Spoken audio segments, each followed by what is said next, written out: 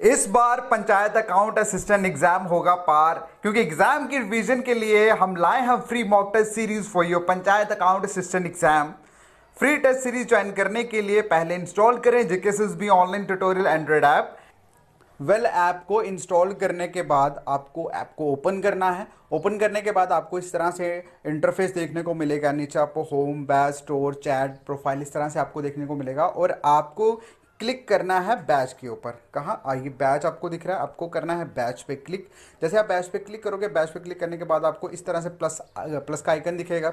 आपको प्लस के आइकन पे क्लिक करना है और यहाँ पर आपको बैच कोड प्लेस करना है, JKSSB टेस्ट।